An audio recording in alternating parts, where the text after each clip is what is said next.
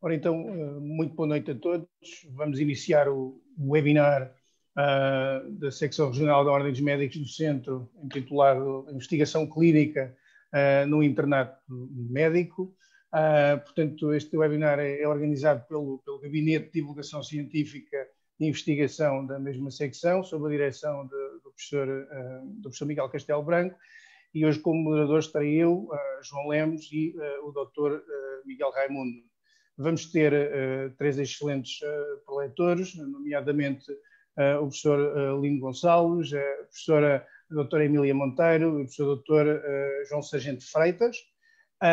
E aquilo que eu queria dizer é que isto vai ser um espaço de discussão, portanto eu sugiro e recomendo fortemente que aproveitem para fazer as vossas perguntas, seja pelo Q&A, seja pelo chat aqui do Zoom, seja pelo chat do Facebook, porque nós teremos todo o interesse, enquanto moderadores, em apanhar, entre aspas, todas as perguntas e tentar dirigi-las aos preletores. E, portanto, espero que seja uma sessão do vosso interesse e, sem mais demoras, o Dr. Miguel Raimundo vai apresentar o professor Dr. Lino Gonçalves. Por favor. Obrigado, João. Portanto, a introdução foi feita, da minha parte também bem-vindo a todos nesta noite. Íamos começar as nossas sessões por uma palestra por parte do professor Dr. Lino Gonçalves, que é diretor de Serviço de Cardiologia do CHUC e também professor catedrático de Cardiologia da Faculdade de Medicina da Universidade de Coimbra, que nos vai falar um bocadinho sobre o programa da Harvard Medical School Portugal, no qual está intimamente envolvido enquanto um dos coordenadores locais. E então, assim sendo, sem mais, passava a palavra ao professor Lino Gonçalves. Muito obrigado. Boa noite a todos. Queria, em primeiro lugar, cumprimentar os moderadores desta sessão, o professor Dr. João Lemos e o Dr. Miguel Raimundo.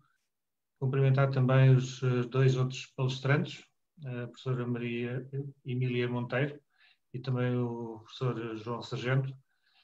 E, obviamente, cumprimentar também todos aqueles que estão aqui presentes hoje a assistir a esta sessão, que eu penso que é uma sessão, de facto, bastante importante, particularmente para quem está a fazer o internato médico. Queria agradecer, obviamente, à organização também o gentil convite, que me permite estar aqui hoje convosco, e também, obviamente, falar sobre este tema, que é um tema que eu acho que é extremamente importante para os internos, que é a investigação clínica no internato, com um enfoque especial no programa Harvard Medical School em Portugal, que eu penso que muitos de vocês já ouviram com certeza falar. Aquilo que, ao fim e ao cabo, nós estamos aqui a tentar fazer é tentar perceber como é que é possível promover a investigação clínica em Portugal. E nós, obviamente, para promover esta investigação, temos que olhar essencialmente para três pontos fundamentais. Por um lado, procurar incentivos à investigação, criar também condições estruturais para favorecer, obviamente, o desenvolvimento da investigação clínica, quer através de legislação, quer através da criação de centros académicos clínicos, ou, eventualmente, através de promoção de investimento em investigação e desenvolvimento. E também, muito importante, ou fundamental para todo este processo, é a formação específica em investigação clínica, uma vez que nós, obviamente, não nos sermos ensinados em como fazer investigação. Se nós olharmos para a realidade portuguesa, neste momento, e procurarmos quais são os incentivos à investigação, na perspectiva do interno, obviamente que nós sabemos que o interno está sempre preocupado com a sua avaliação final. E se nós queremos, de alguma forma, incentivar a investigação, claramente temos que valorizar a investigação na avaliação final do internato. Eu fiz um pequeno exercício, que foi olhar para as várias colégios de especialidade na Ordem dos Médicos e ver qual era o peso específico da investigação na avaliação final, na medicina geral familiar, na medicina interna, na ortopedia e também, obviamente, na cardiologia. E a conclusão a que eu cheguei é que, olhando para estas várias grelhas de avaliação do final do internato, o peso da investigação oscila, o que em si é um dado interessante, que é muito variável de especialidade para especialidade, mas oscila entre os 5% e os 27%, sendo que 27%, por exemplo, é de facto o caso da cardiologia, onde tem um peso específico bastante interessante. Mas claramente ficamos com a sensação que poderia ser maior. Obviamente que se nós olharmos para outros aspectos de promoção da investigação clínica, como é o caso das condições estruturais para o desenvolvimento, e nomeadamente a questão da legislação. Nós hoje em dia já temos em Portugal legislação que é, digamos assim, positiva, construtiva, favorecedora do desenvolvimento da investigação. Desde 2015 que, digamos, existe uma peça legislativa em que se fala claramente no compromisso para desenvolver investigação clínica em Portugal. Em 2018 saiu este decreto-lei que, de facto, também fala em estruturas importantes, como são o caso dos centros académicos clínicos e também, muito importante, na criação de uma agência de financiamento de investigação clínica, que é o ICIB. Portanto, claramente já temos algumas peças de legislação que podem apoiar o desenvolvimento da investigação em Portugal. Mas para nós desenvolvermos um programa de investigação, precisamos, obviamente, de pessoas, precisamos de ideias, precisamos de recursos e precisamos de valores. Claramente que uma das partes mais importantes é as pessoas. E vamos falar sobre elas. Há essencialmente 3 enfoques muito especiais quando nós falamos nas pessoas. Em primeiro lugar, é preciso treinar as pessoas em investigação clínica. Como eu disse anteriormente, nós não nos somos ensinados. E, portanto, há necessidade de nós desenvolvermos programas avançados de treino em investigação clínica. Um bom exemplo é, de facto, este programa da Harvard Medical School, que é o PT-CS-RT. Mas há, felizmente, outros casos de bons cursos de investigação clínica em Portugal. Também, obviamente, que para esta promoção de investigação foi muito importante a criação desta figura, que é do interno doutorando, uma vez que é seguramente digamos, uma forma de promover a investigação e, essencialmente, promover a investigação de qualidade. E também, muito importante, foi o desenvolvimento desta figura, ainda pouco utilizada, muito pouco utilizada, do médico investigador. Estando inerente a este conceito do médico investigador, outro conceito que existe no estrangeiro já há muitos anos e que, infelizmente, em Portugal ainda não se implantou, que é o conceito do tempo protegido. Este médico investigador, para fazer investigação, particularmente investigação de qualidade, tem que ter tempo protegido para o fazer. E podemos depois falar sobre isso um pouco mais em detalhe depois na discussão. E depois, obviamente, falando agora um bocadinho mais sobre a questão da formação específica sobre investigação clínica, e foi aquilo que me foi pedido efetivamente, foi falar sobre o curso Harvard Medical School em Portugal, conhecido como PT-CS-RT. Este programa foi desenvolvido e é financiado pela Fundação de Ciência e Tecnologia.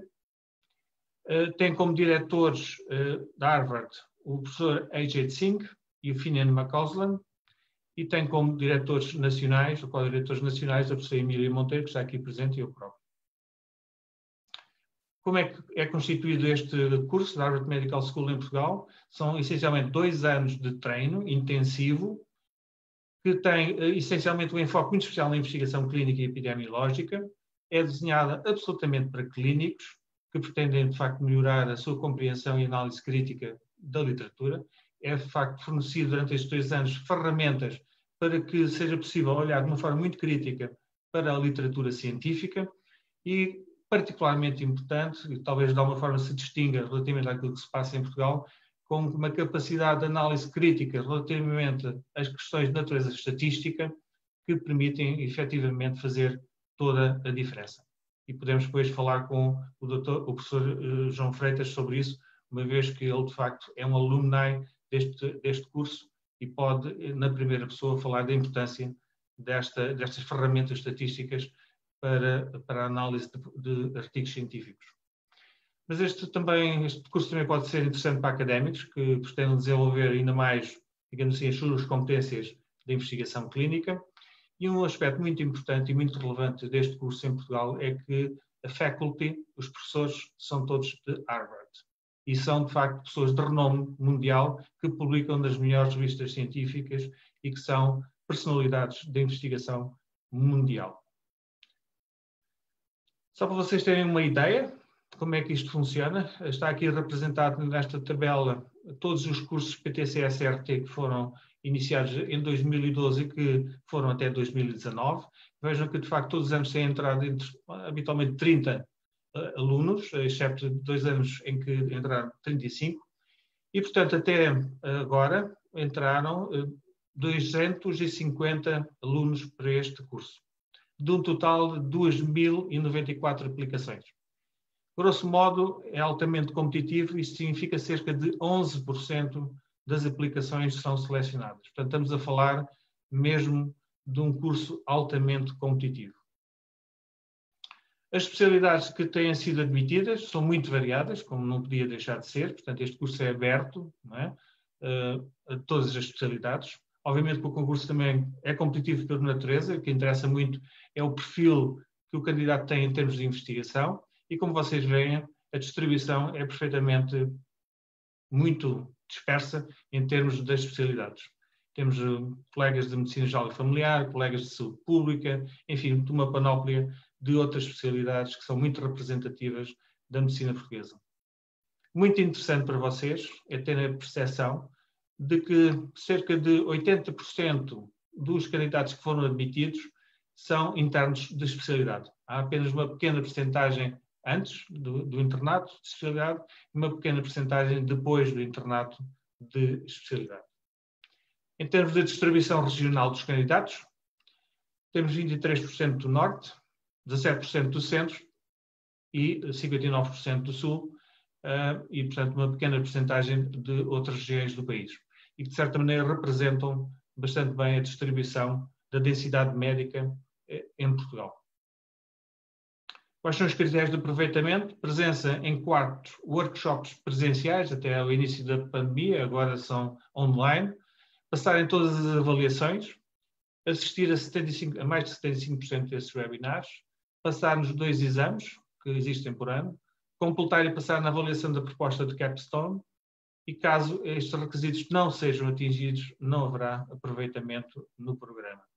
Estamos, obviamente, a falar de um programa intenso, com algum nível de exigência que, em cima de todas as atividades essenciais que tem, poderá ser um pouco difícil.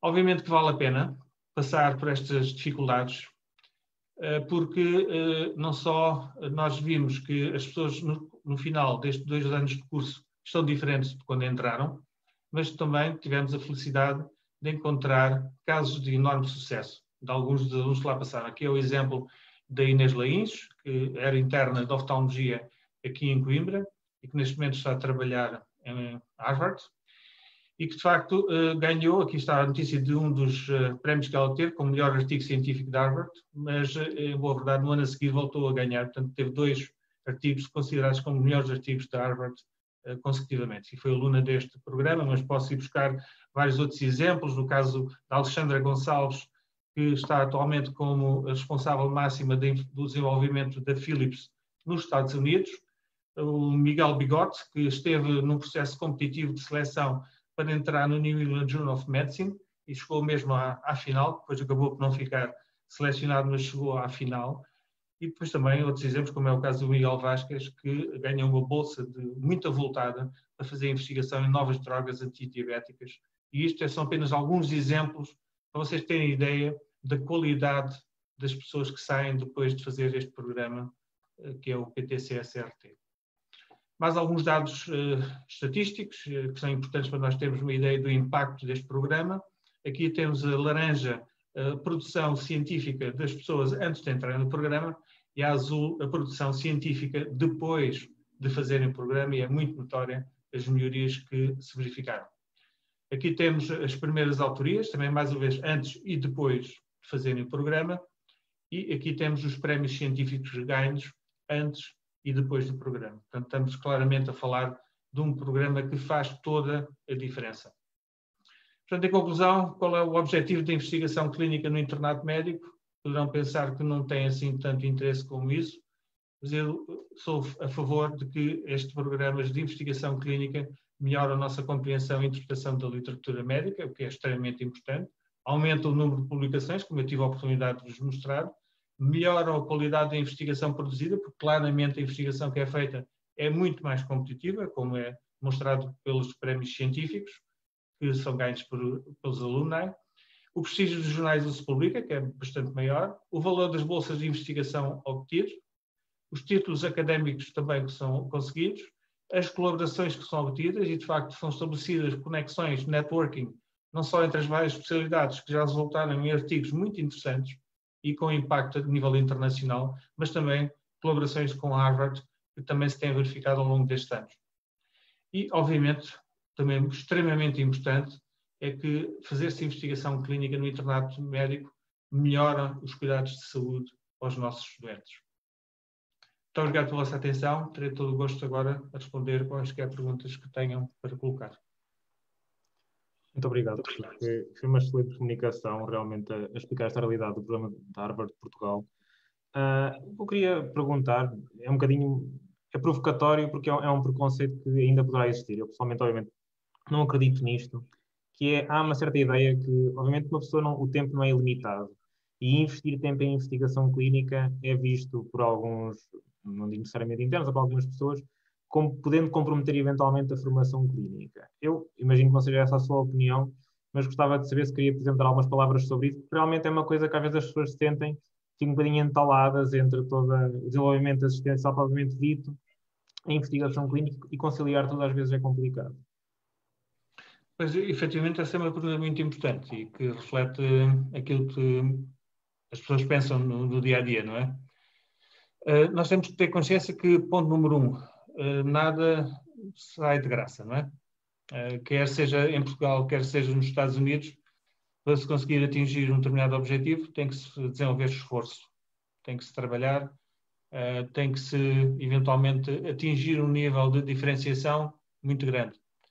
Obviamente que isso é um dos princípios básicos, mas depois também há a questão que nós já falámos há bocado, que é de ter condições de trabalho. Não é? Nós temos também que ter consciência de que a nossa cultura de trabalho em Portugal é diferente da cultura que existe em muitos países a nível europeu, mas também a nível americano. Obviamente falei do conceito do tempo protegido, que neste momento já existe na legislação portuguesa, mas que não está aplicado. Porque nós devíamos ter, assim como outros colegas na Europa e nos Estados Unidos, devíamos ter tempo protegido para fazer a investigação, porque assim temos hipóteses de fazer trabalho, se calhar, com mais qualidade. Mas também não é só em relação à investigação, porque também devíamos ter tempo protegido para a formação dos colegas mais novos, para a formação pós-graduada também, fora do internato médico. Eu vou-vos dar um exemplo concreto. A Inês Lins, um dia encontrei-a no meu hospital e ela estava de férias dos Estados Unidos. E tivemos a conversar um bocado. E ela disse, com aquele entusiasmo todo dela, com aquela força de vida que ela tem, disse, professor, isto é fantástico estar lá. Eu tenho a minha diretora de oftalmologia, que é uma personalidade mundial de oftalmologia, todas as semanas com 1 hora disponível para mim. Então, nessa hora, ela pergunta-me o que é que eu fiz, mostra-me os seus dados, vamos discuti-los. Então, o que é que vais fazer para a semana? Precisas de ajuda em quê? Quais são os problemas que tu tens? Em que é que eu te posso ajudar? Durante 1 hora, ela tem a diretora de serviço dedicada à Inês Lins para ajudá-la a ser melhor para o futuro. Isto faz toda a diferença. E eu perguntei-lhe, mas como é que ela tem tempo para isso? E então, a Inês disse-me, é que sabe que durante os 5 dias da semana, ela faz 2 dias de clínica e 3 dias são dedicados à investigação ou à formação dos mais novos. Portanto, os séniores têm tempo protegido para fazer investigação e para ensinar os mais jovens. Obviamente que em Portugal nós não temos esta figura assim, não é? Temos na legislação, mas não está aplicada. Mas como vocês compreendem, ter tempo protegido tem tudo a ver com qualidade. E se nós conseguíssemos dar esse salto no futuro, seria fantástico. Concordo absolutamente. Eu, de facto, também defendo que a investigação clínica torna as pessoas claramente melhores médicos. Mesmo que gaste mais tempo, acaba por ter um ganho multiplicador sem dúvida, sem dúvida. Que é muito grande. E eu, se calhar, fazia só mais uma pergunta antes de passarmos para a outra apresentação. Também um bocadinho, só para ter assim que é, por exemplo, na sua realidade, enquanto diretor de serviço, como é que motiva os seus internos para a investigação clínica? Olha, para já, vários modos, não é? De facto, tento incentivá-los bastante. Tento acarinhá-los bastante. Organizar o serviço para que haja condições para que eles façam a investigação. Claro. Obviamente que estamos a falar de Portugal e, portanto, eles vão ter que fazer a investigação muitas das vezes à noite ou de fim de semana, às vezes em férias. Portanto, mas isso é a nossa realidade. Portanto, é como eu disse há bocado, Claro. Temos que fazer um esforço muito grande se nós quisermos fazer alguma investigação. E também, por outro lado, também faço eles perceberem que é importante, não só porque, de facto, na cardiologia, de alguma forma, se valoriza muito a investigação clínica, mas também, posso dar um exemplo muito pragmático, se passarem no corredor da consulta externa da cardiologia, existem 2 grandes quadros brancos, ok? Um deles, neste momento, relativamente a 2020, já está todo preenchido com artigos científicos, a esmagadora maioria deles internacionais, e tenho no outro segundo quadro, estão mais 6, e todos eles são relativos a 2020. Portanto, estamos a falar de 36 ou 37 artigos publicados pelo serviço este ano. Mas é porque lá está, há digamos, incentivo, há um estímulo e há um reconhecimento, porque aquele quadro é um reconhecimento do trabalho que eles fazem. E sentem, de facto, o seu trabalho de alguma forma reconhecido e estimulado. Certíssimo. Muito obrigado. Se calhar, João, passávamos então ao próximo orador. Claro, perfeito. Portanto, mais uma vez agradecer a participação do professor Dr. Lino Gonçalves e vamos passar agora à segunda preleção e vamos ter a professora doutora Emília Monteiro, a qual mais uma vez eu agradeço a sua participação e que muito nos honra estar aqui e que nos vai falar do papel dos centros clínicos académicos e unidades de investigação. Passo-lhe então a palavra. Muito boa noite, muito obrigada, Dr. João Lemos. Os meus cumprimentos, cumprimento também o Dr. Miguel Raimundo e nos 2 colegas cumprimento a Ordem, a secção da Regional do Centro e o professor Miguel Castelo Branco do Gabinete de Formação por esta iniciativa. Eu devo dizer que estou, de facto, visivelmente surpreendida com o número de participantes nesta sessão e com esta iniciativa, e, portanto, queria felicitar-vos e com a motivação que os colegas mais jovens têm para estar a esta hora e neste dia a participar numa sessão desta natureza.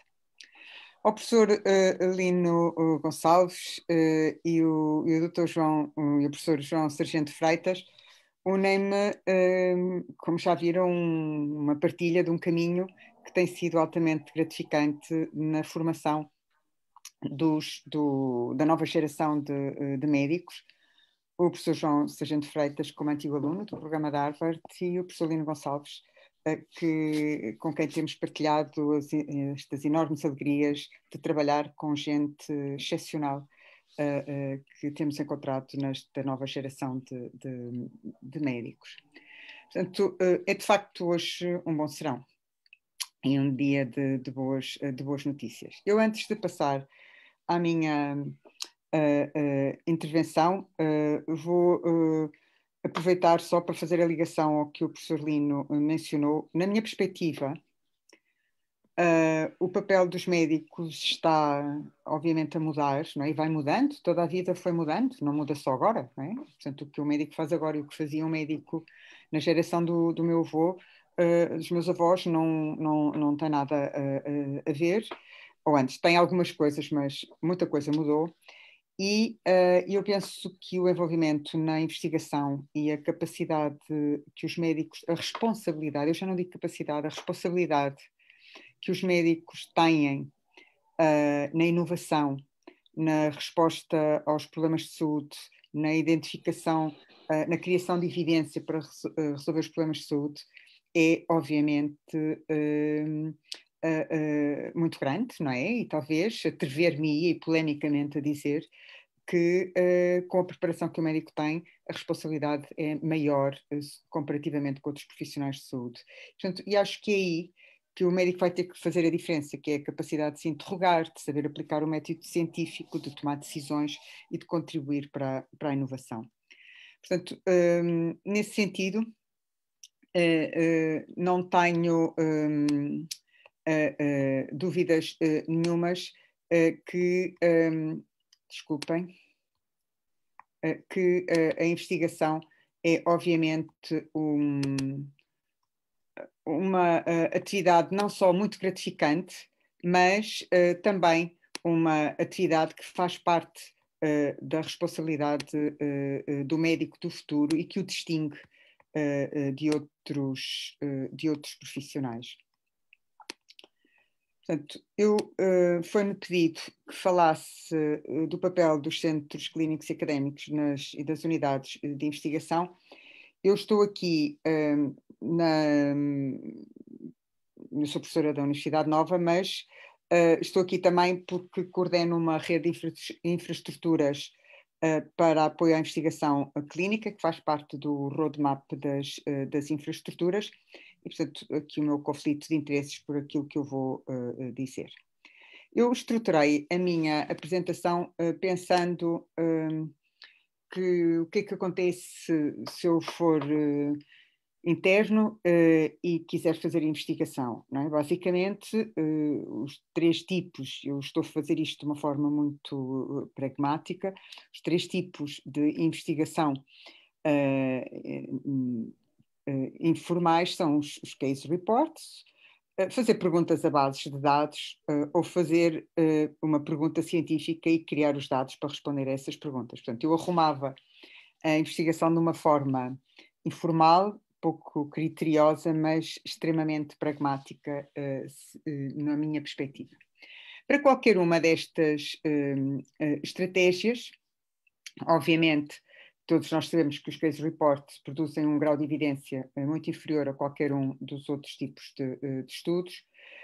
Eu preciso de ter ou bases de dados, ou saber fazer pesquisas para fazer as gap analysis, saber fazer perguntas de investigação, saber desenhar um estudo, saber o enquadramento regulamentar e todos os procedimentos que eu tenho que seguir, como é que faço o acesso aos dados na minha instituição, como é que apresento e quais são as regras que tenho que seguir para as comissões de ética, se tenho que submeter o meu estudo à comissão de ética do hospital, se também há da faculdade ou da universidade, se há SEICs, enfim.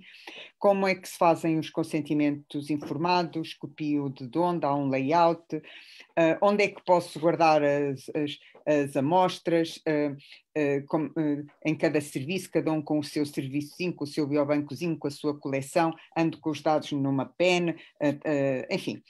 Como é que analiso os dados, epidemiologia, estatística, onde é que eu consigo dinheiro para fazer esta investigação? O tempo, já se falou aqui disto.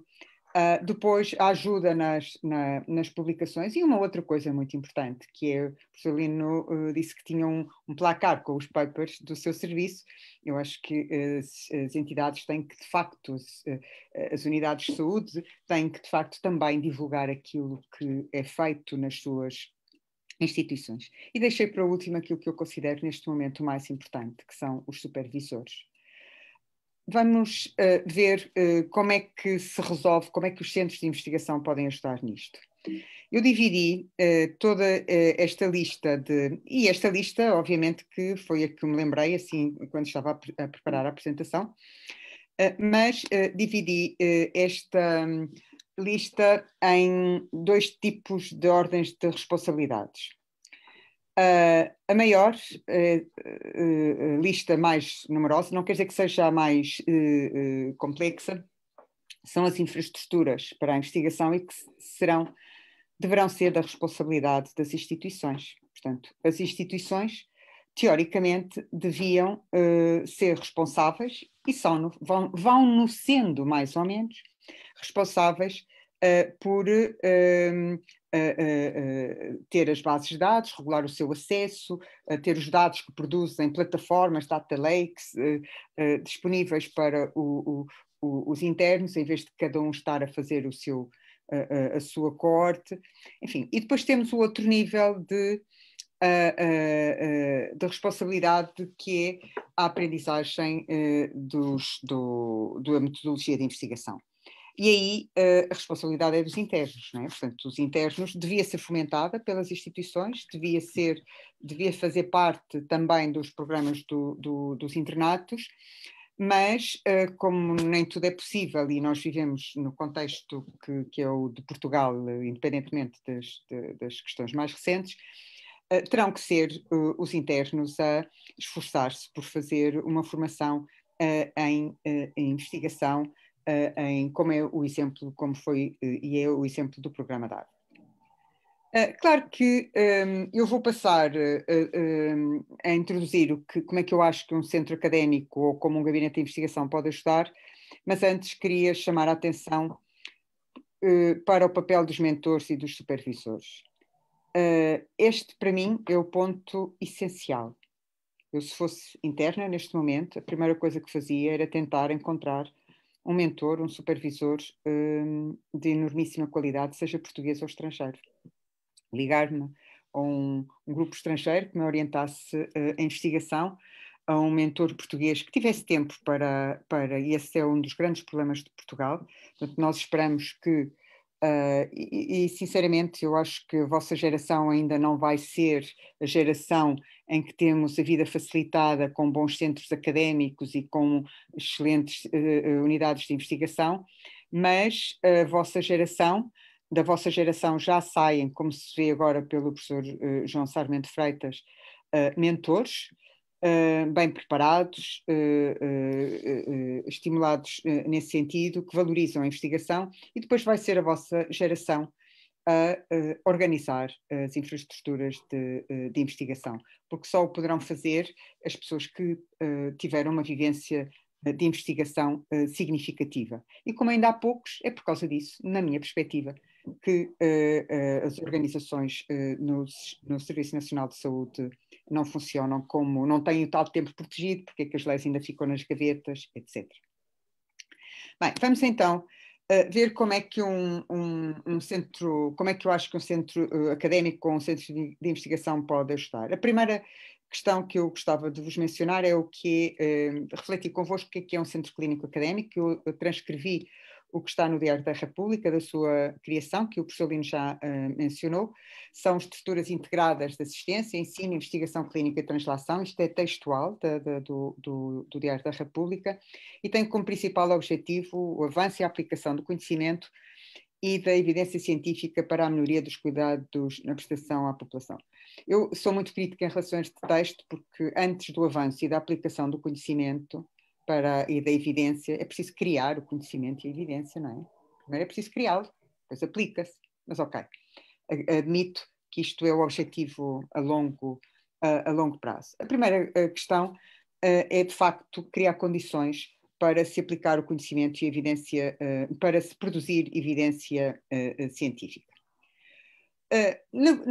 Atualmente, o que é que nós temos? Nós temos uns puzzles com alguma diversidade, mas que basicamente temos faculdades de medicina com mais ou menos autonomia dentro das universidades, temos as unidades de saúde, que sejam ou não hospitais universitários, e depois temos centros de investigação, como por exemplo o Centro de Neurociências aí em Coimbra e outros.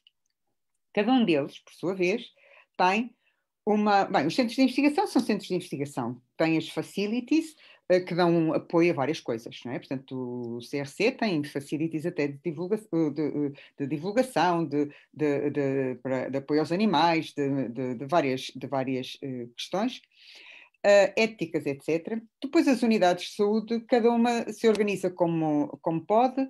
As unidades de investigação estão muito dependentes das pessoas que as lideram. E o que estas unidades de investigação ajuda que dão também é muito diversificada. Por exemplo, eu conheço, por exemplo, bastante bem a do Centro Hospitalar de Lisboa, Universitário de Lisboa Central, portanto, São José, Santa Marta, por aí, e tem um apoio claríssimo, desde sempre foi criado, com um apoio claro de epidemiologia e de estatística. Há outras que têm outros apoios específicos e, por exemplo, existe também as unidades de apoio aos ensaios clínicos, enfim, cada uma tem, há um pouco, existe e há alguma diversidade nas apostas que se fizeram nas unidades de investigação. O que, na minha perspectiva, ainda praticamente não existe, com exceção talvez do Centro Clínico Académico de Braga, é uma verdadeira articulação entre elas. Eu vou-vos mostrar um exemplo como funciona aqui em Espanha, de um centro académico. Madrid, Hospital Clínico de São Carlos, portanto, hospital público, muito semelhante a vários portugueses, ligado a uma faculdade de medicina, neste caso a Complutense, que se juntou com cuidados de saúde primários, com a Politécnica, com um centro de investigação, que arranjaram um organigrama, portanto eles constituíram-se com autonomia legal, com um número de contribuinte, têm um estatuto de fundação, e criaram um organigrama, uma direção, veem que já tem aqui logo uma comissão de ética comum e uma comissão de experimentação animal, portanto o equivalente a um ORBE atual, já comum. Depois criaram aqui a amarelo uma coisa muito pequenina, uma barra muito pequenina que se chama Unidades Transversais de Suporte à Investigação, e que eu vou explicar o que é que isto consiste.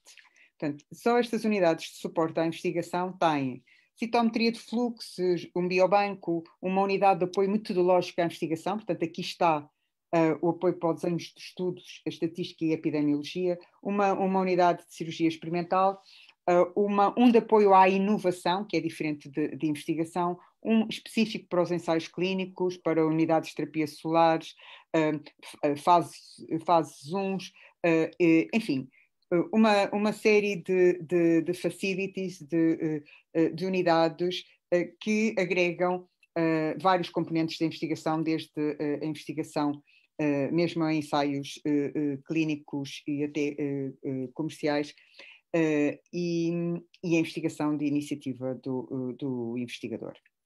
Portanto, isto é um modelo possível, é um modelo que foi criado tem muito poucos anos, mas que passou, eu não queria dizer anos, mas será para aí 12 anos, começou com um investimento de 30 mil euros e neste momento gera mais de 6 milhões de euros. Portanto, tudo isto porque houve uma liderança, porque houve interesse em fazê-lo. Enquanto isto não acontece, enquanto não temos uma visão global e uma estruturação mais sofisticada, que como existe em muitos sítios da Europa, eu fui buscar Espanha por nos ser muito próxima, não é? Mas isto está muito desenvolvido, por exemplo, na Holanda, na Áustria, em vários sítios, mas em Espanha já há vários centros clínicos académicos.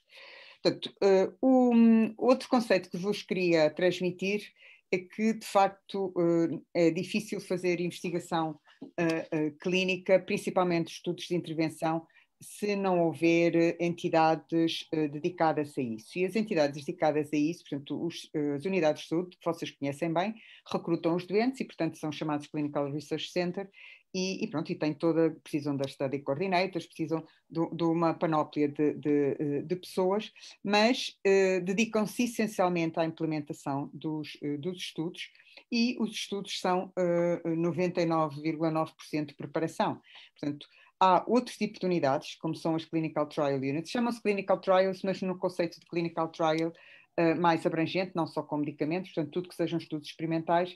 E porquê que se denominam Clinical Trial Units? Porque os estudos experimentais, portanto, os estudos com intervenção, requerem um apoio mais complexo, portanto, são mais complexos do ponto de vista regulamentar e do ponto de vista da preparação e, portanto, requerem um apoio mais sofisticado, e elas nasceram à volta das universidades para colaborar desde o desenho do estudo até à divulgação deste estudo.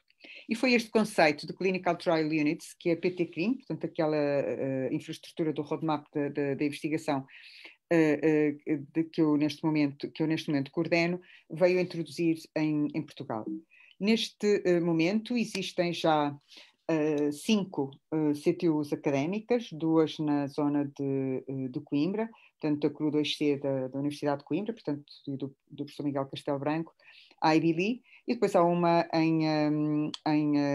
ligada à Faculdade de Medicina da Universidade de Lisboa. Todas elas têm sites, podem encontrá-las com facilidade, a do Centro Clínico Académico de Braga e a da Nova Medical School, que são o equivalente às CROs académicas e que vos prestam serviços para o exterior, que podem funcionar de maneiras muito diversas, portanto, ajudando a preparar projetos e depois com candidaturas a risco partilhado, ou então apoiando-vos na investigação quando vocês já têm alguns fundos, algum financiamento, e que vos tratam de tudo aquilo que são, portanto, podem ajudar a desenhar um protocolo, mas basicamente tratam das submissões, do que é preciso, checklists para tudo o que precisam de fazer, sob o ponto de vista de proteção de dados,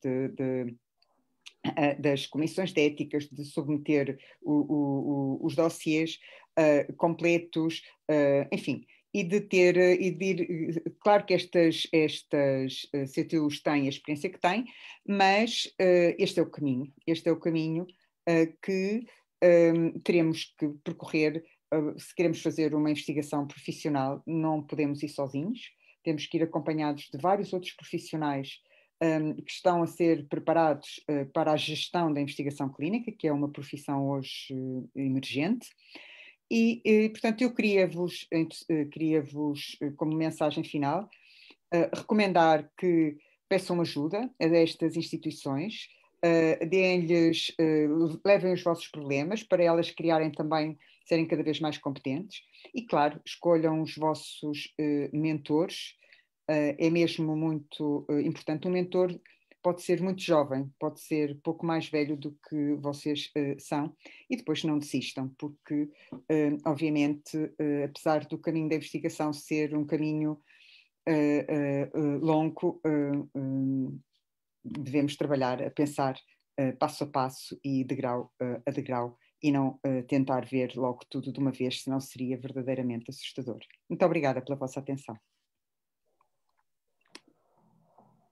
Sr. Professor, muito obrigado pela sua excelente apresentação. Temos tempo para fazer uma pergunta e uma das que nós temos aqui, efetivamente, é até que ponto um interno ou uma interna num hospital talvez mais periférico e que esteja mais longe de um centro de investigação, até que ponto pode haver um contacto, qual é que é a abrangência geográfica deste centro de investigação, pode contactar diretamente. Portanto, será que nos podia falar um bocadinho mais disso, professora? Sim. Portanto, cada uma destas CTUs presta serviço e ajuda em muitos pontos do país. Eu conheço melhor a Nova, porque estive na sua origem. Portanto, e nós trabalhamos muito com o Porto, com Leiria, portanto, temos, e estão a nascer outras, não é? Estão a nascer outras com a Beira Interior. Portanto, o importante, assim como estas CTUs monitorizam ensaios em qualquer parte do país, também dão esta ajuda em qualquer parte do país. Há, por exemplo, um estilo neste caso, eu sugeria, e vejam, nós hoje utilizamos os meios de comunicação remotos com mais facilidade até que utilizávamos na era pré-Covid, não é? Portanto, nada disto é um problema, hoje em dia. Portanto, e de facto até há mentores muito interessantes e até há um apoio. O exemplo, por exemplo, do Hospital de Leiria, que o professor Lino Gonçalves também conhece muito bem, é um exemplo muito interessante de como um hospital não universitário, como um hospital, como tem um apoio excelente à investigação. Uma outra dica que vos posso dar é que, na ausência de mentores que sejam clínicos, não é? Portanto, o mentor não é exatamente o tutor da especialidade, não é? Portanto, o papel do mentor é um bocadinho diferente. Mas, na ausência de mentores que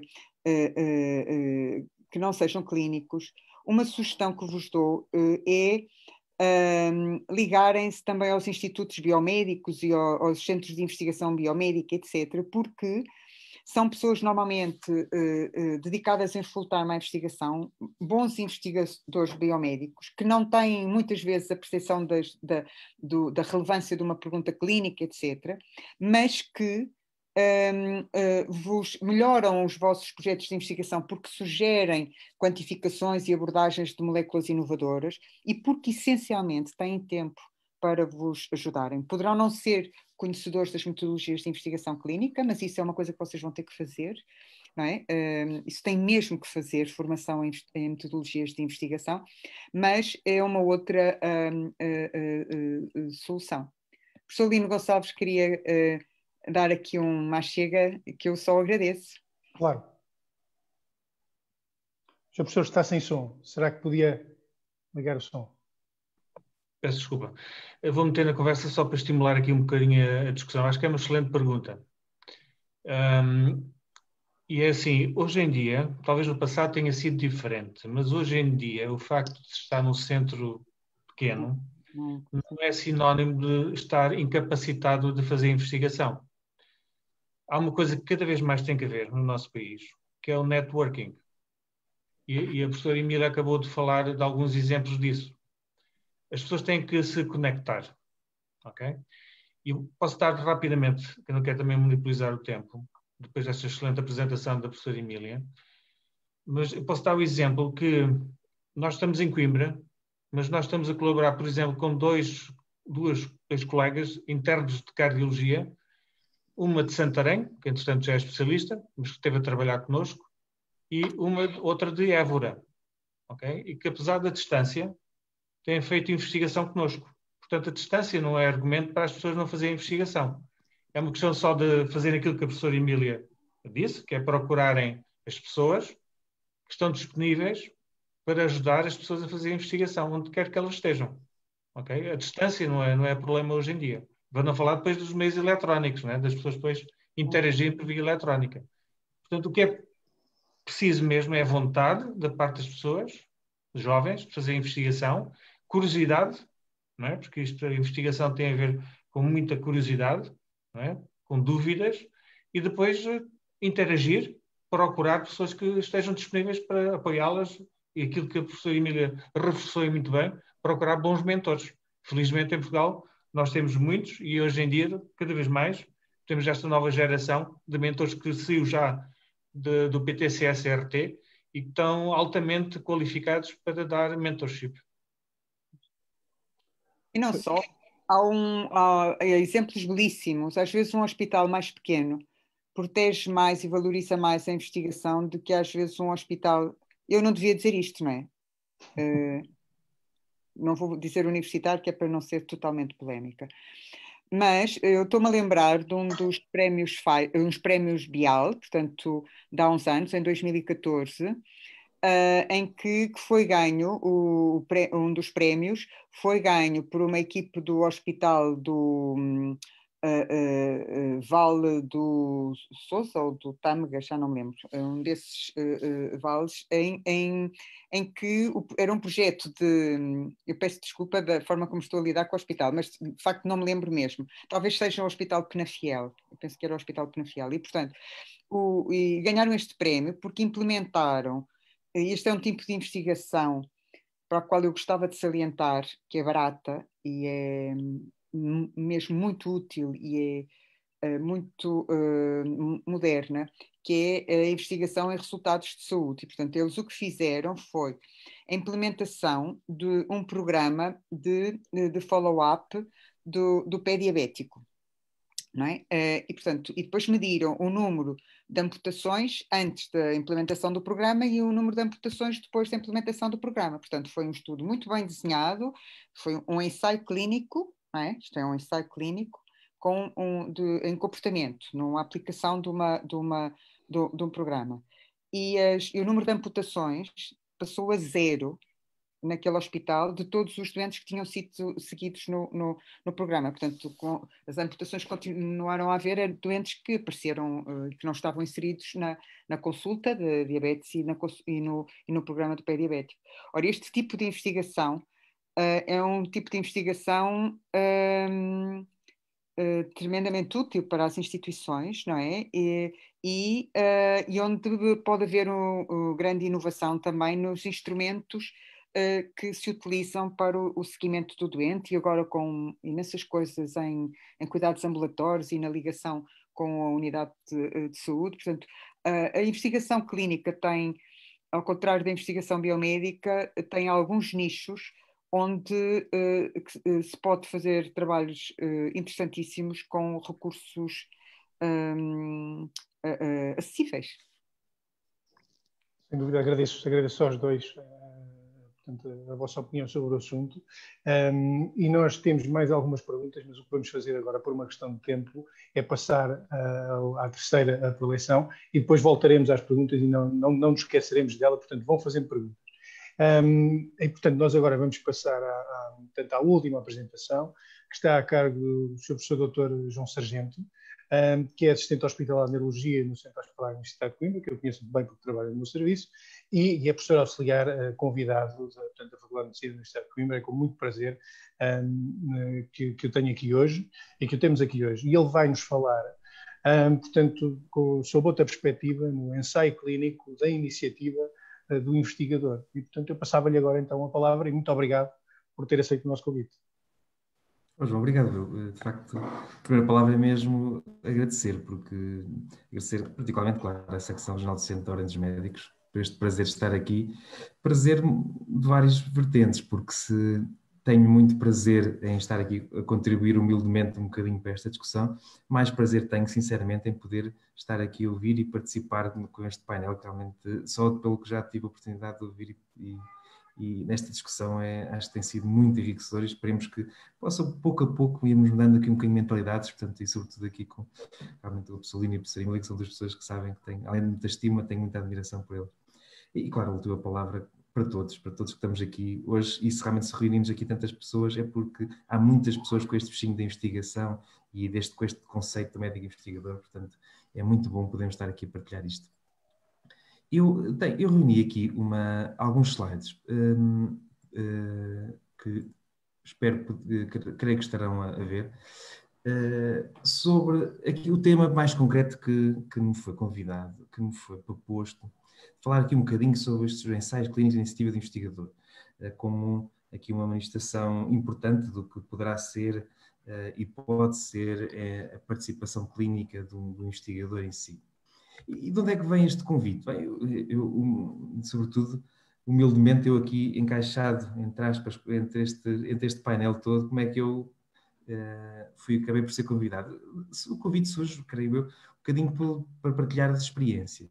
De facto, nós tivemos, gostava de dizer recentemente, mas já tem um bocadinho de tempo, financiamento para desenvolver um ensaio clínico de iniciativa de investigador de terapias solares, no contexto da AVC isquémico, que é uma área onde nos dedicamos particularmente, e tentarei aqui um bocadinho partilhar um bocadinho deste trajeto que tem sido e trazendo em paralelo as diferenças entre o ensaio clínico, a investigação clínica de iniciativa do investigador versus a iniciativa da indústria.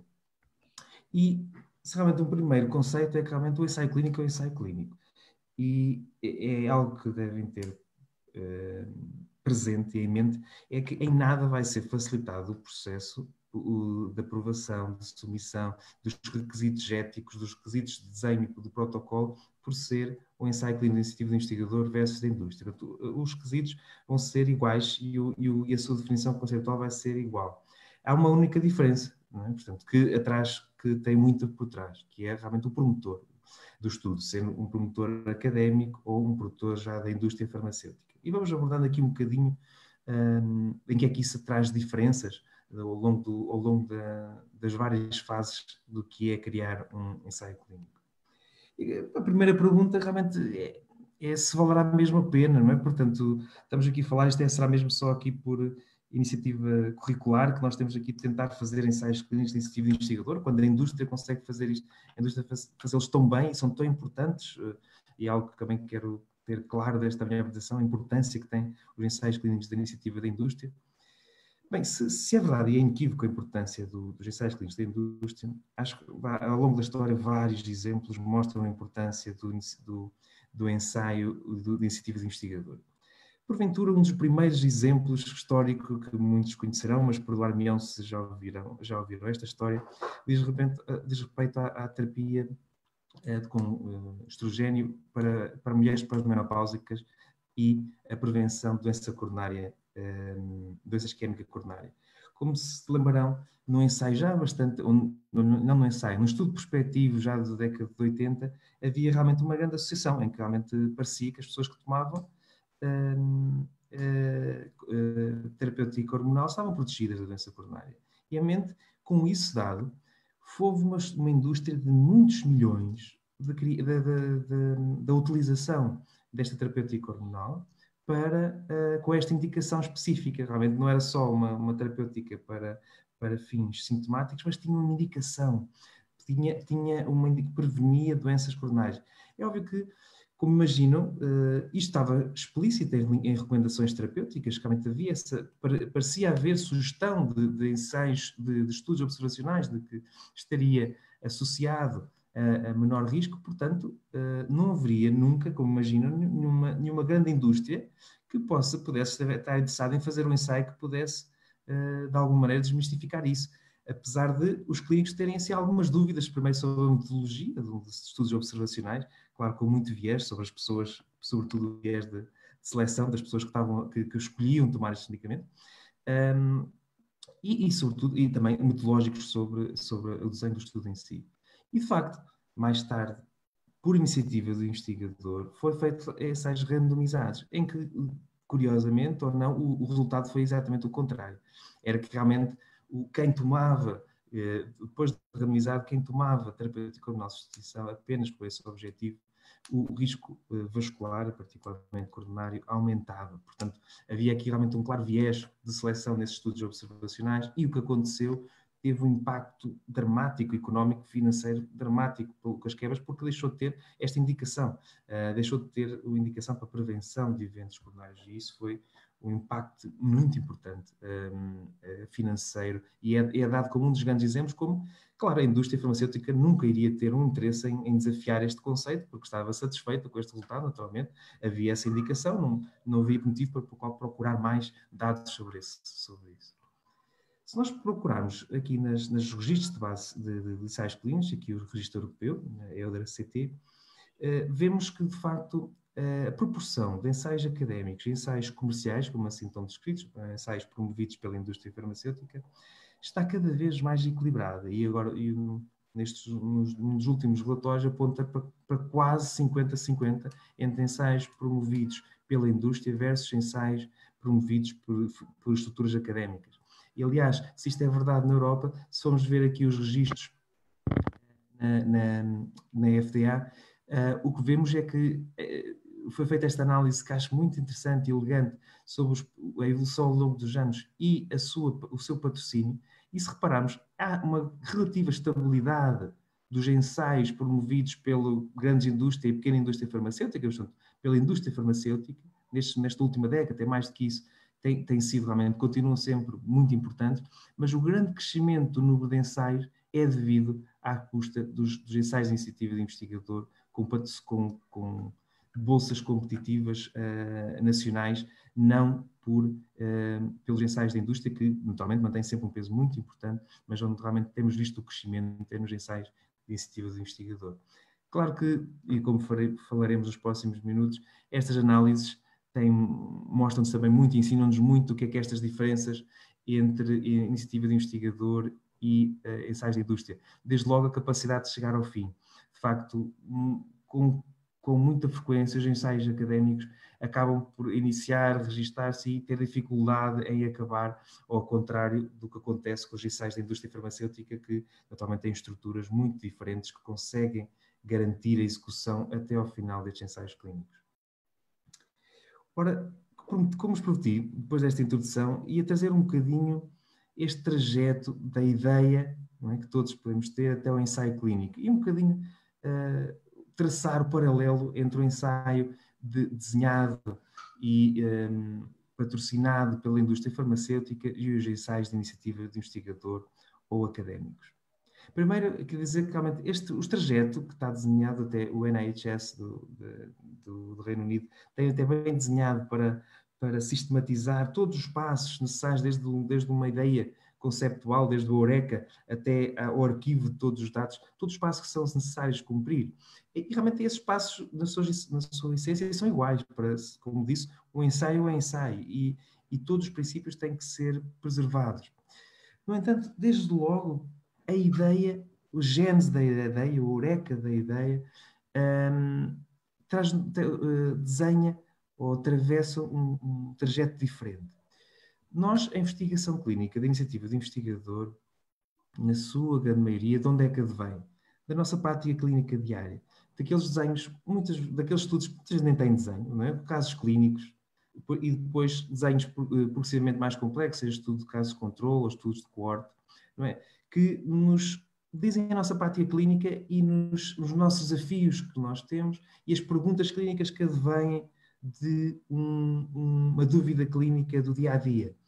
Ao invés, e normalmente, este ensaio da indústria advém realmente do interesse que a indústria tem em desenvolver uma nova estratégia, um novo tratamento, um novo dispositivo, em que o trajeto salta da fase pré-clínica para logo os estádios de investigação clínica randomizada, não bebendo tanto desta experiência clínica de onde brota a gênese destes ensaios de iniciativa de investigador. Portanto, mais uma vez, ambos muito úteis, ambos na prática têm o mesmo objetivo, mudar a prática clínica, que é sempre esse grande objetivo da investigação clínica, mudar a prática clínica, mudar as recomendações, não é? Para isso temos de ter evidência, não é? E para chegar à evidência temos de ter ensaios randomizados.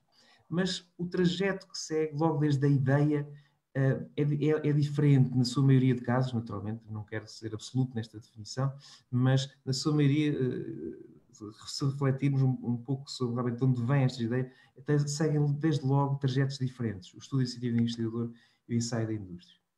Mas também é óbvio que algo que temos de ter todos presentes é que ter um ensaio, fazer um ensaio clínico, não é simplesmente nós termos a ideia brilhante que eu acho que isto vai ser ótimo e, de repente, fazemos um ensaio clínico. Ninguém nos vai dar dinheiro, ninguém nos vai autorizar a fazer algo que saiu da nossa cabeça só porque sim, porque achamos que, de facto, podia ter alguma pertinência e por mais lógica que tenha essa ideia. Naturalmente, um primeiro passo inequívoco, inerente a todos, é o racional. Se esta ideia, qual é o fundamento deste racional? E há um conceito dentro da investigação clínica que é o on the field. Ser um grupo, e aqui sempre o conceito de grupo que a professora Emília que abordou, que é detentor desse conhecimento e capaz de gerar conhecimento nessa área. E realmente isto também, lá está, esta conversa que estamos a ter aqui hoje, não é? Portanto, este trajeto ao longo do tempo para, progressivamente, termos os centros, né, em Portugal, que possam ser donos do campo, on the field. E só assim, convenhamos, para termos um protocolo que possa ser aceito por entidades regulamentadoras e também, e antes disso, como falaremos, que possa ser financiado, porque não podemos fazer nenhum destes projetos sem financiamento, temos que ter já algumas bases. E lembram-se como é que eu disse que vinham as bases dos estudos de iniciativa de investigador, não é?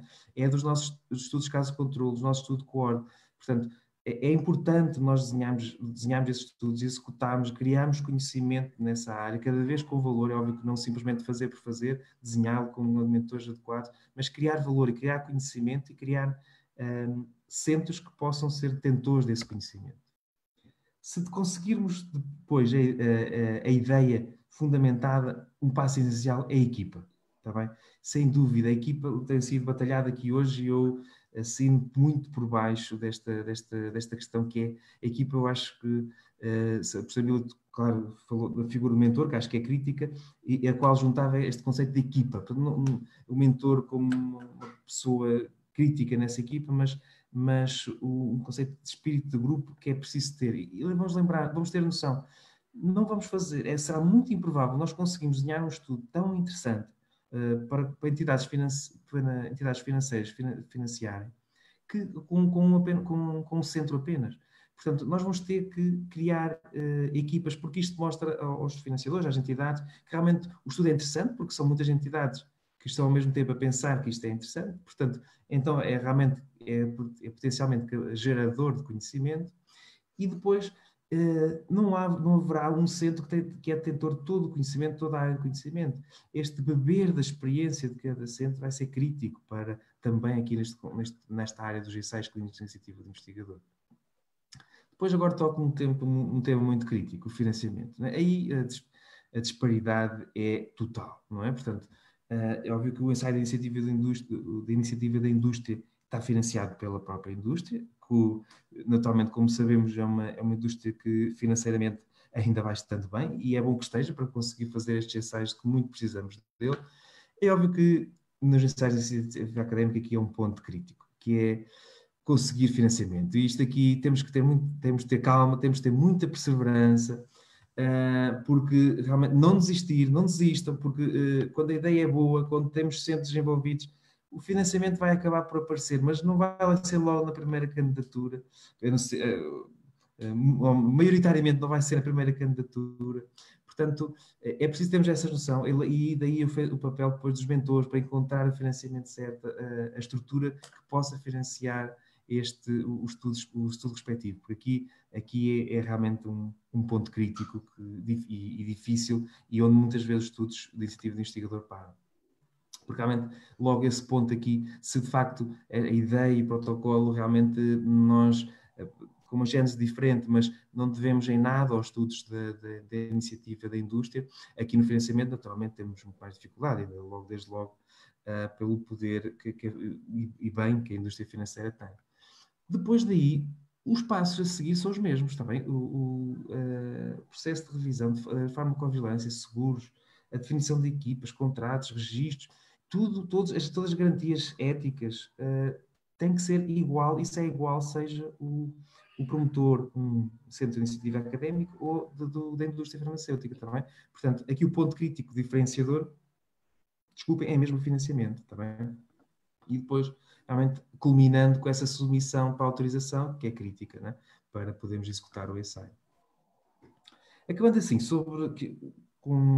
trazendo assim alguns tópicos essenciais, e para não me alongar demasiado, toquei aqui em alguns pontos. É óbvio que, e temos perfeita noção, a ideia, a hipótese, o que está por trás da investigação une-nos a todos, a academia, a indústria farmacêutica. A indústria farmacêutica também tem um verdadeiro interesse em progredir a ciência. E é assim que a indústria farmacêutica também vai progredir. Portanto, há aqui um interesse genuíno de todos em progredir, em investigar. Portanto, aí eu acho que nos une mais do que nos separa. Claro, como vimos, a origem desse interesse dessa ideia é um bocadinho diferente, o trajeto da indústria versus o trajeto da iniciativa do investigador.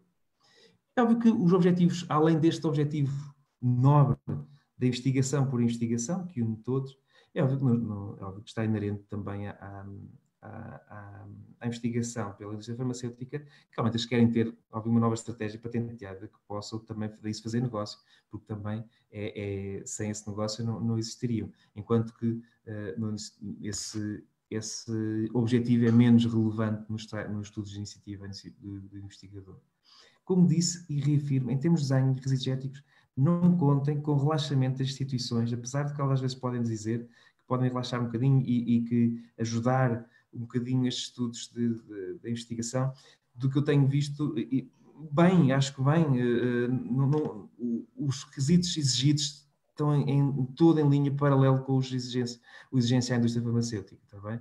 E se realmente depois tocamos ali num ponto diferente, que é o do financiamento, como tocamos, é óbvio que o trabalho é muito diferente, porque isto aqui, eu acredito mesmo, isto é tirado do Google, que é um grupo de investigação de um grande laboratório, que é só as pessoas que estão dedicadas ao desenho e à aprovação de investigação de investigação clínica.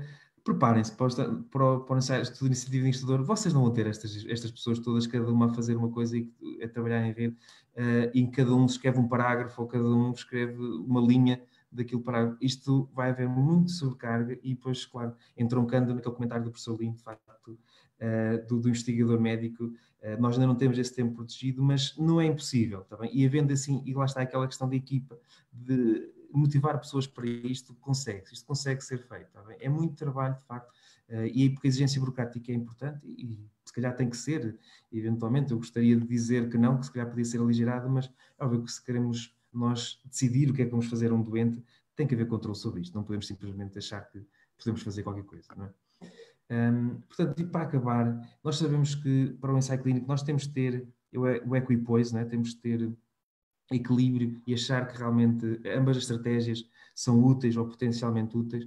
Nós sabemos que, e tem que haver interesse nessa pergunta, não é? Desde logo é o exemplo clássico da ferida da menina, em que se nós todos conhecemos e reconhecemos o poder mágico reparador do sopro maternal, é óbvio que acho que não haverá muito interesse nem da mãe em fazer o ensaio clínico sobre a capacidade curativa desse seu sopro maternal, nem também do curado, nem qualquer investigador. Portanto, aqui eu acredito que a investigação clínica, nem da indústria farmacêutica, nem da iniciativa de investigador possa acrescentar muito, porque é um exemplo claro em que todos acreditamos que pode funcionar. Mas muitas situações acontecem onde essa abordagem diferenciadora pode ser crítica.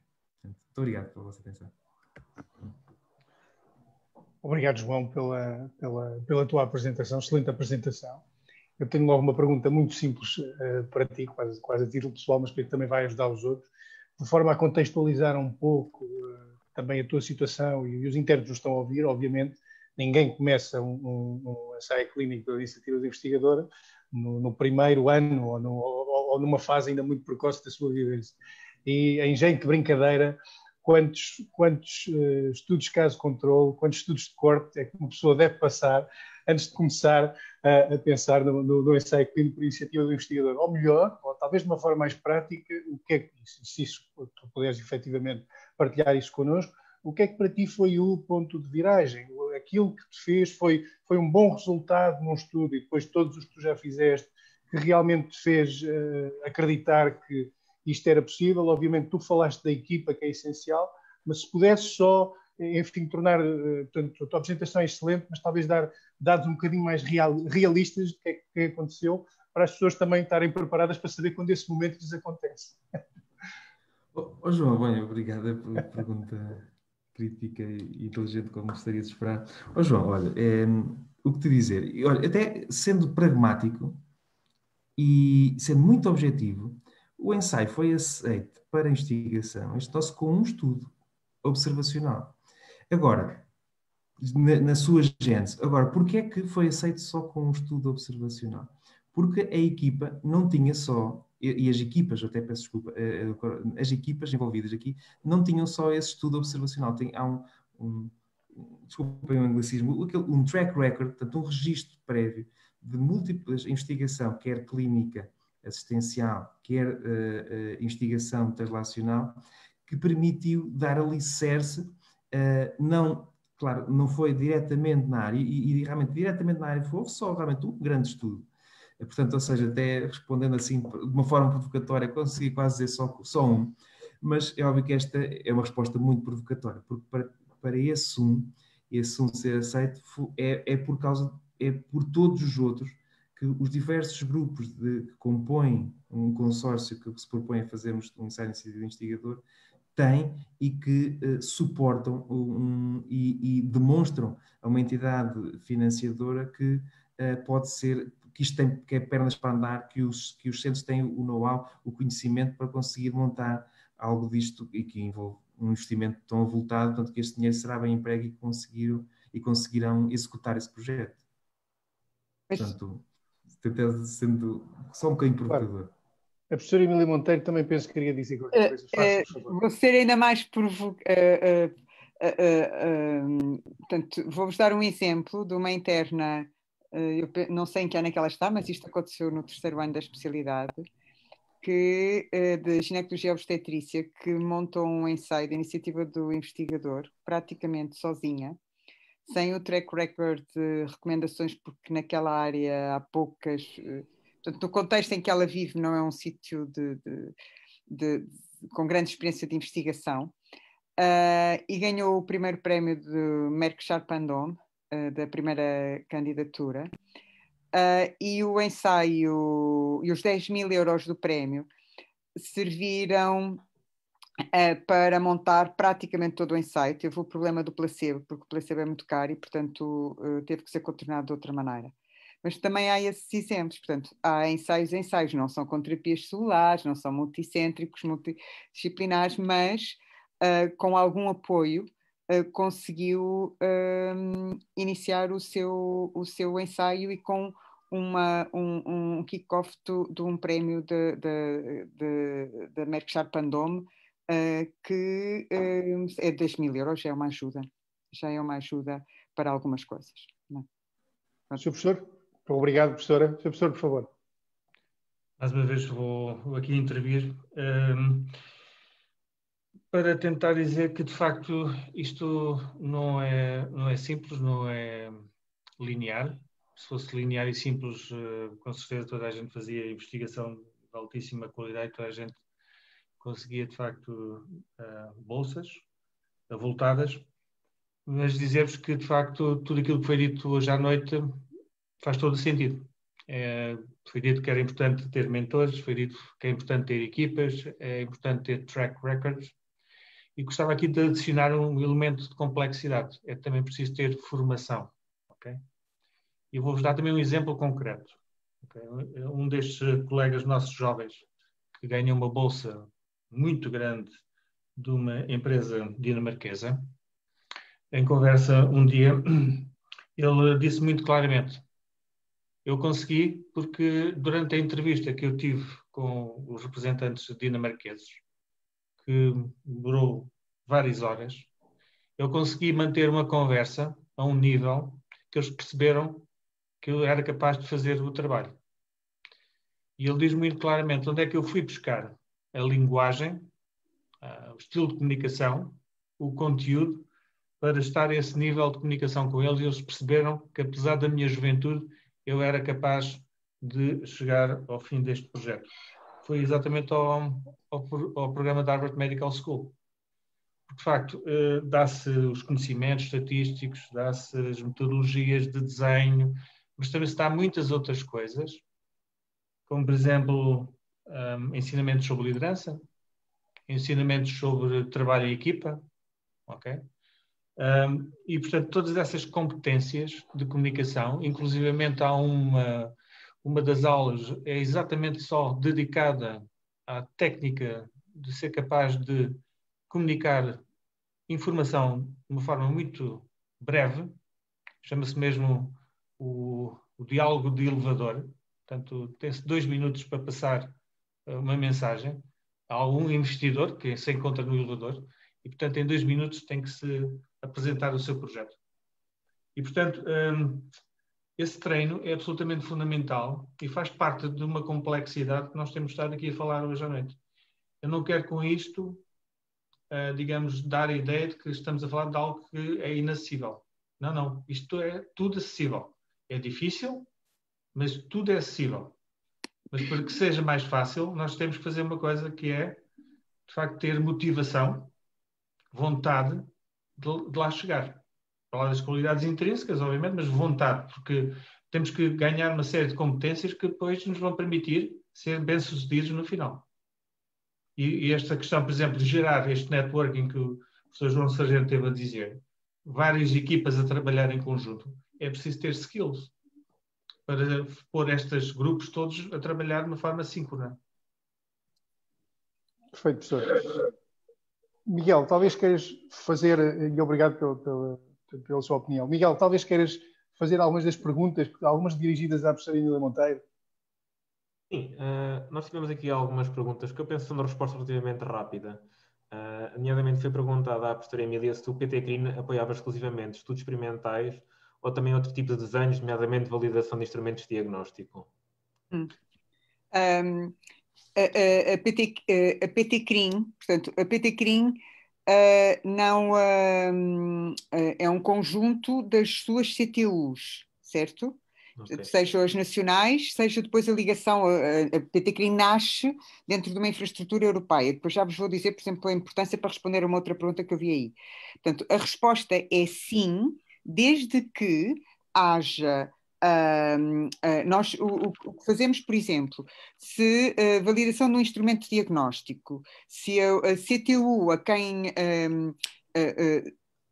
vou ser mais concreta. Se uma pessoa contactar a PT-CRIN, Joana Batuca, Joana Batuca neste momento, que é quem é executiva da PT-CRIN, Se levantar o problema, ela vai à procura da CTU ou do grupo de investigação que melhor, que ela conhece, que trabalha nessa área. Se não encontrar nenhum a nível nacional, pode pôr a pessoa em contacto com um internacional, certo? Ou pode perguntar a um internacional, portanto, porque ela tem reuniões todas as semanas com os colegas internacionais, e é assim que nós funcionamos.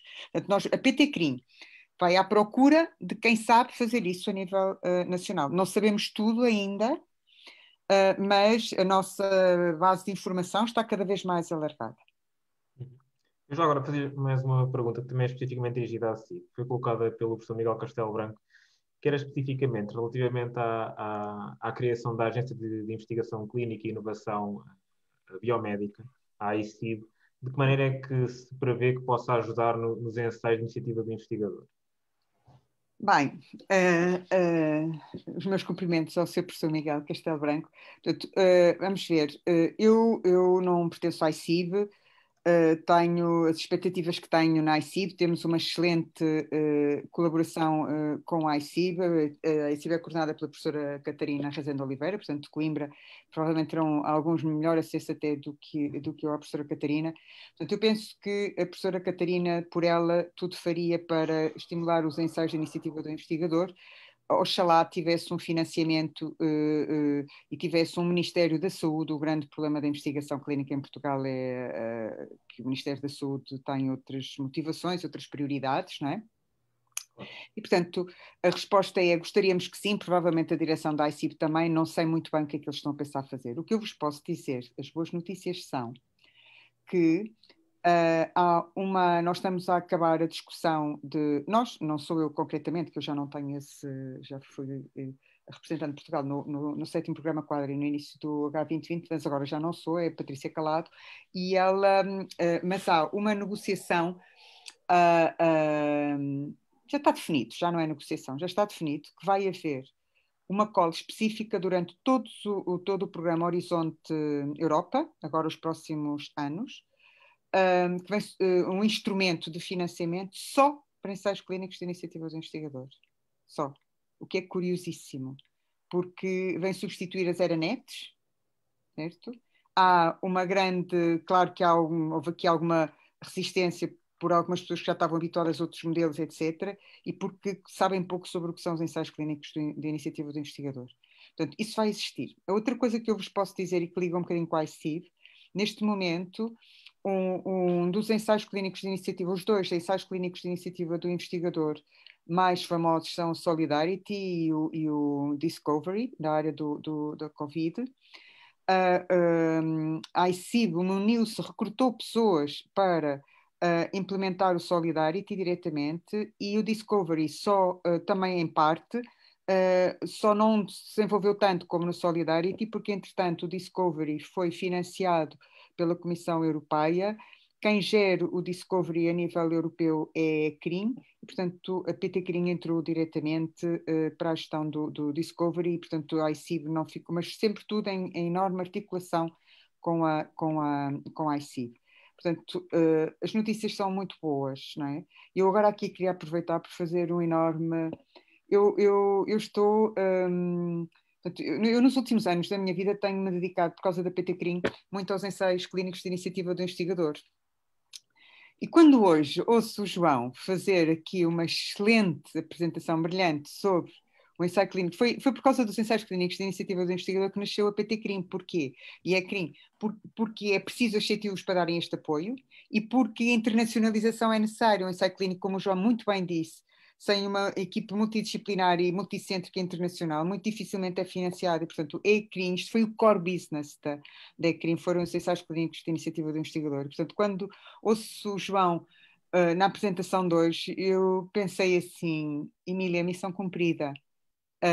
Podes-te calar, e a partir de agora vai ser o João a trazer isto para a frente com uma experiência que eu nem tenho. Claro que estou envolvida em ensaios clínicos de iniciativa do investigador, não é? Mas que não consigo transmitir isto da mesma maneira que o João fez. João, muito obrigada. Foi um contributo, portanto, vale a pena. E mais uma vez, a outra questão que eu gostava de salientar é que, de facto, a evidência produzida pelo ensaio clínico é diferente, não é? Dizia há tempos, desculpem estar-me a alongar, mas houve, e acho que não estou a cometer nenhuma inconfidência porque isto foram provas públicas, nas provas de agregação da bastonária da Ordem dos Farmacêuticos, houve ela defendia os ensaios os estudos observacionais e a utilização da farmacovigilância para combater as limitações que os ensaios clínicos têm, porque dizia que os ensaios clínicos são feitos em ambiente muito artificial e, portanto, a velha história que nós já sabemos e não reproduzem os doentes reais.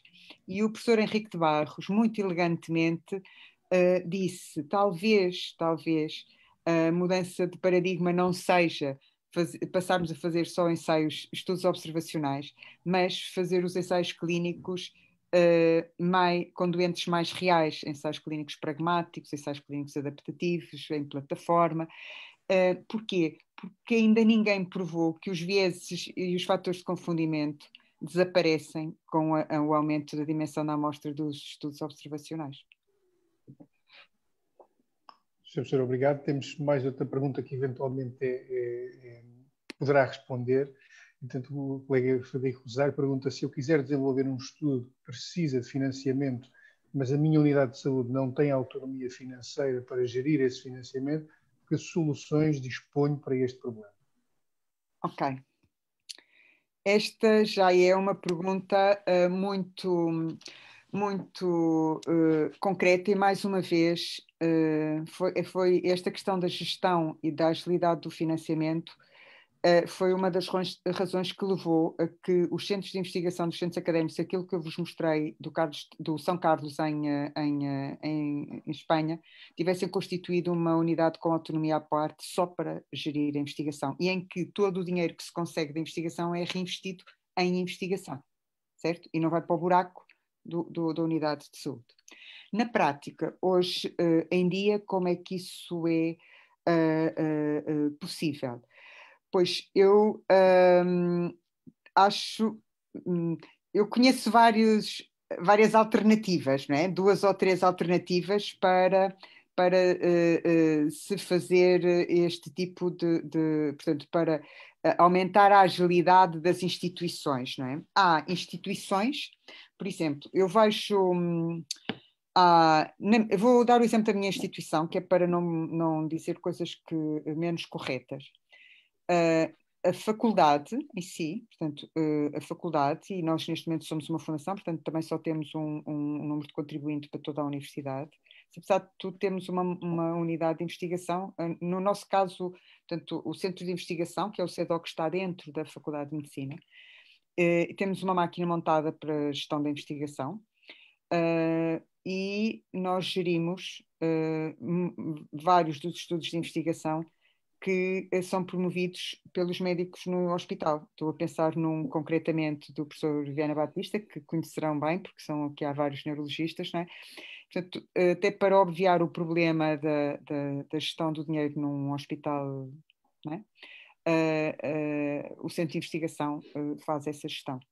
Esta é uma possibilidade, mas há outras. Estou disponível para conversarmos e dar algumas outras ideias sobre a forma de gerir isto. Mas seja como for, isto são formas de contornar os obstáculos que não me parecem corretas. Eu sou uma acérrima defensora dos centros clínicos académicos.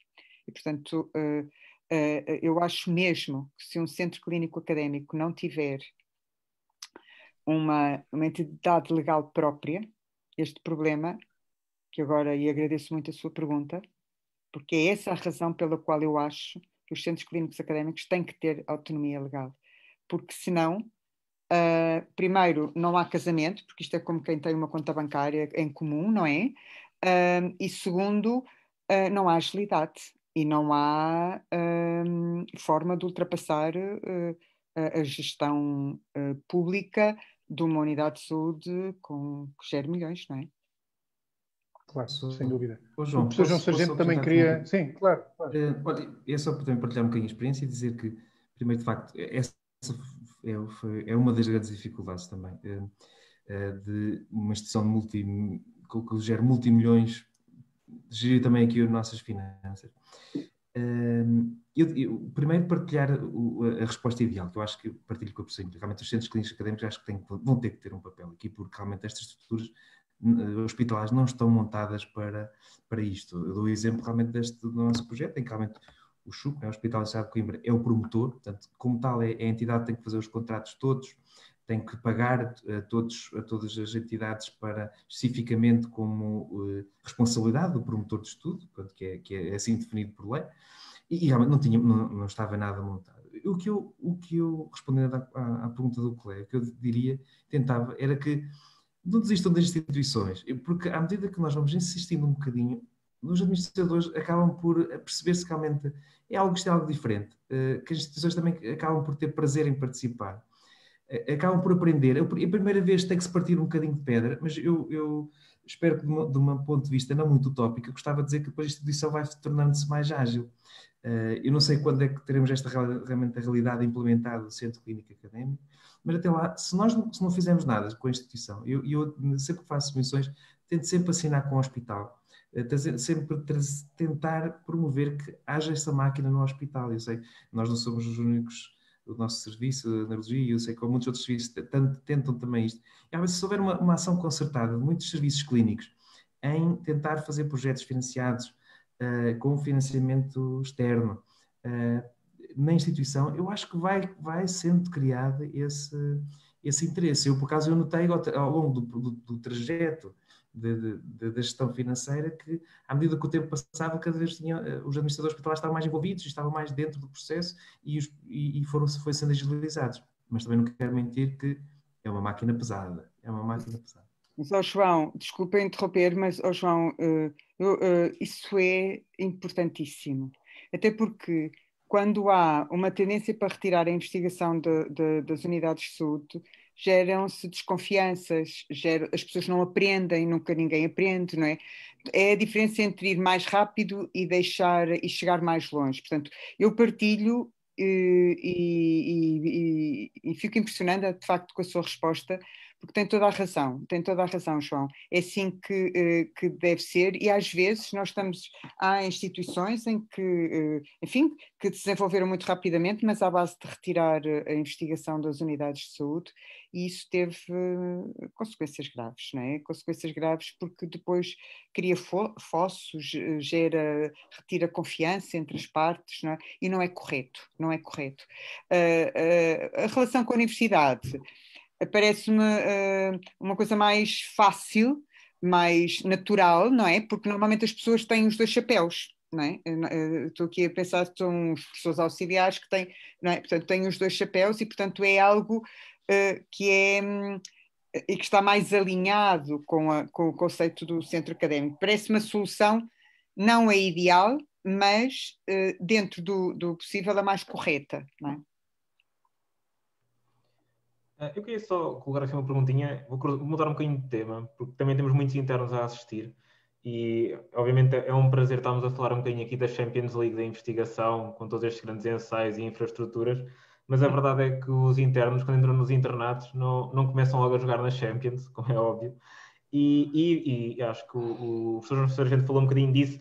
Às vezes é preciso começar com uma ideiazinha mais pequena, ou um estudo mais pequeno, para depois dar origem a uma coisa maior. E eu queria perguntar, o professor também já deu um belíssimo exemplo de como é importante ter formação para começar a fazer investigação, mas falar um bocadinho, se calhar, do papel daquela pequena investigação, do case report, do estudo observacional mais pequeno, que são estudos que parecendo que não exigem grandes financiamentos, podem ser retrospectivos, sobre bases de dados, e de como é que isso é importante, no fundo, para lançar uma potencial carreira, porque é muito difícil uma pessoa atirar-se de cabeça a uma envergadura tão grande como é um ensaio clínico. Queria saber um bocadinho, talvez, da opinião do João Sargento sobre isso, eventualmente. Obrigado, Miguel. Eu, aliás, espero ter conseguido transmitir isso, acho que é muito relevante. A cascada da investigação clínica. E nós, de facto, não vamos conseguir gerar conhecimento logo com alto nível de evidência sem percorrermos essa escada. Eu acho que realmente temos é que também ter noção dessa perspectiva de escada, porque realmente muitas vezes a perspectiva que o interno tem é ter muitos casos clínicos, ou ter muitos casos de controle e depois para por ali e não avança depois, não é? Portanto, e realmente temos que perceber que o caso clínico, o estudo de caso controle e depois os estudos de coorte servem para alicerçar a investigação. E realmente eu digo, portanto, a minha resposta assenta em duas partes. Sem dúvida, boa investigação clínica é importante, aprende-se com bons tutores, bons mentores que possam guiar a resposta clínica que possa ser útil, mas depois também realmente seguir, não parar. E claro, algumas até são perguntas muito que até vão parar. Portanto, porque a pergunta é tão simples, obsessional, e está respondida.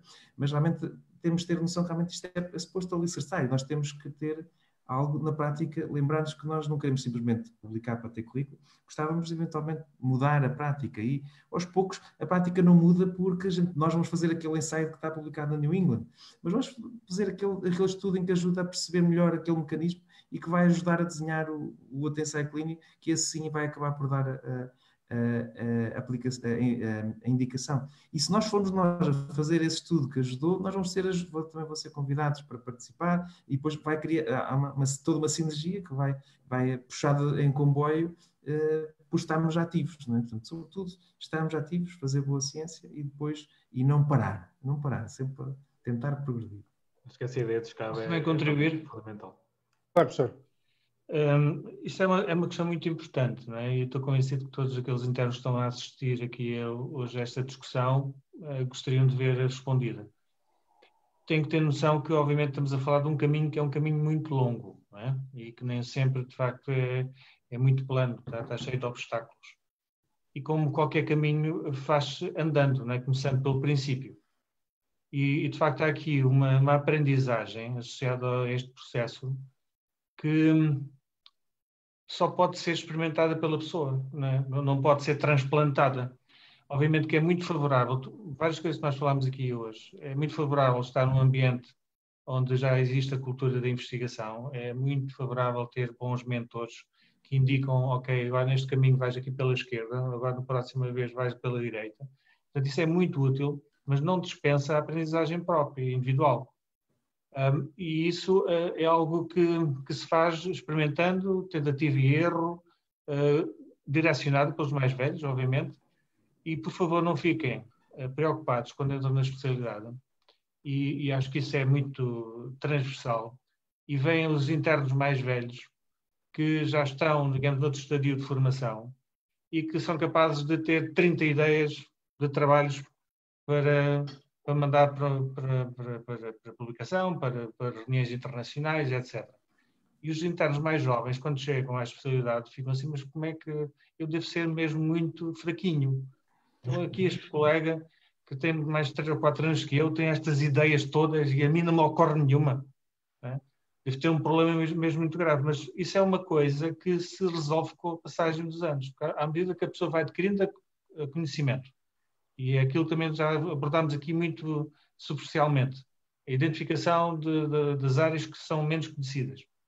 Identifica-se as áreas que são menos conhecidas, tem as pessoas mais velhas que já podem ajudar nisso.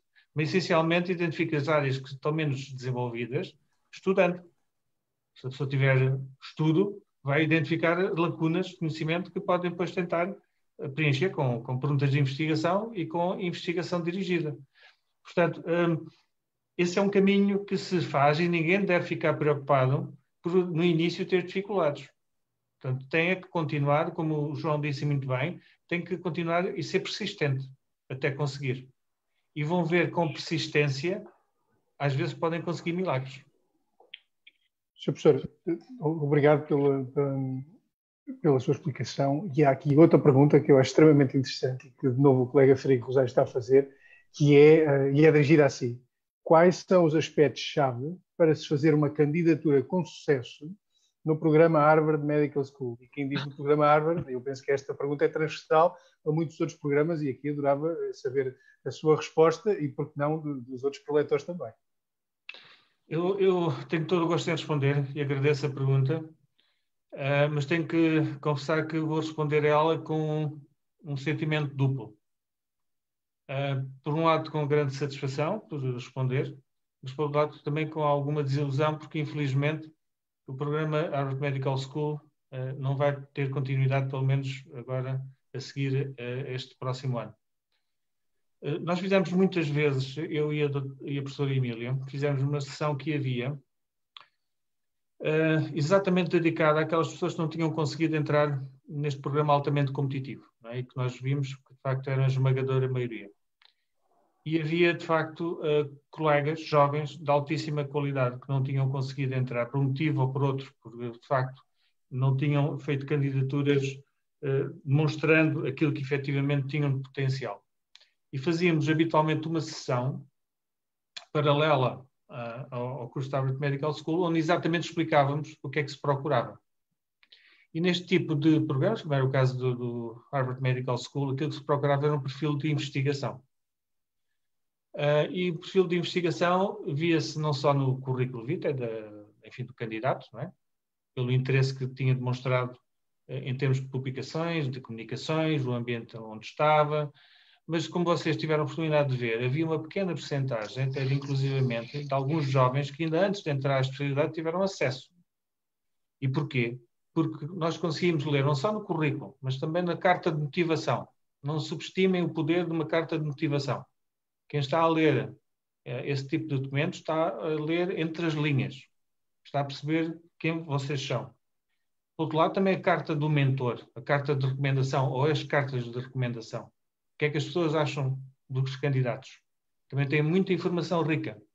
E nós podemos perceber que, de facto, estamos na presença, apesar de ser-se muito jovem, de uma pessoa com imenso potencial, com imensa curiosidade, com imensa vontade de fazer investigação, que já esteve, por iniciativa própria, a fazer estágios aqui ou lá, para se valorizar e para melhorar a sua performance e para melhorar as suas aplicações. Portanto, isso era um dado que eu acho que é importante para vocês tomarem consciência, tá bem? Porque às vezes as pessoas, a forma como escrevem uma carta de motivação, escrevem-na en passant, sem grande, digamos, preocupação. Tenham, por favor, muito cuidado. Okay? E tenham a noção de que quem está a ler está à procura de perceber quem são vocês. Está bem? E depois, de facto, também dizer que, essencialmente, o que interessa é nós tentarmos identificar as pessoas que podiam beneficiar mais do programa, que é um programa altamente competitivo, que era pago com dinheiros públicos e que tinha que, obviamente, nós tentar fazer o nosso melhor para identificar aqueles que podiam beneficiar. Olhando para aqui para o João de Sargento, claramente nós concluímos que escolhemos bem. E como nós olhamos para o João de Sargento, felizmente olhamos para dezenas e dezenas daquelas centenas, para não dizer, de facto, a esmagadora maioria das pessoas que entraram e que neste momento estão a fazer investigação de altíssima qualidade, não só no nosso país, mas também no estrangeiro. Eu disse apenas 3 exemplos, mas são dezenas e dezenas de colegas que passaram por este curso e que estão nos mais importantes centros de investigação mundiais, e desde a Suíça, Estados Unidos, Austrália, Inglaterra, e portanto, e que podemos dizer assim, ok, mas eles foram-se embora. Em que é que contribuíram para Portugal? Contribuíram porque continuam a fazer investigação, obviamente, e estão a representar o nosso país, e estão a mostrar a qualidade da nossa formação médica em Portugal, e contribuem porque vão ser âncoras para depois jovens se ligarem a eles e conseguirem catapultar-se para outros níveis. Portanto, o facto de eles saírem não é mau. Nós gostaríamos muito que eles estivessem. Nós temos a esperança que eles voltem e que desenvolvam ainda mais o nosso país. Mas mesmo estando lá, eles podem apoiar-nos aqui, podem receber colegas que vão lá e, portanto, potenciar a formação deles. E, de facto, acho que a professora Emília também partilha essa opinião. Foi extremamente gratificante estar estes anos neste programa e ver tantos jovens colegas a evoluir de uma forma absolutamente espantosa. Portanto, a professora Emília e eu não tivemos acesso a este tipo de programas. Essa vossa geração agora teve. E, portanto, aquilo que nós costumamos dizer habitualmente é a responsabilidade agora vai passar a ser vossa. E, portanto, cabe à vossa geração assegurar que a próxima geração a seguir a vocês tenha ainda acesso a mais coisas com que vocês tiveram. E, portanto, matéria-prima nós teremos, não tem qualquer tipo de dúvida, apenas é preciso que tenham uma chance para mostrarem aquilo que têm de potencial, e que é muito. Sem dúvida, professor, sem dúvida. Bem, nós já vamos um pouco, enfim, em relação ao tempo, já vamos daqui a pouco quase com 2 horas de sessão, 1h43, penso eu, e, portanto, nós éramos capazes de parar por aqui se concordassem. No entanto, ainda não fazendo mais de uma pergunta, a minha questão era se os preletores tinham alguma questão ou se queriam ainda, enfim, partilhar uma última opinião. Deixo-vos esse espaço, se o Miguel assim concordar, e depois o Miguel dará umas palavras finais, sendo que eu agradeço desde já a vossa participação. Os preletores têm alguma...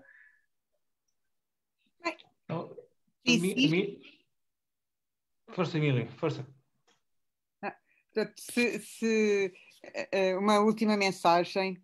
A investigação, ninguém gosta de fazer investigação enquanto não conhecer.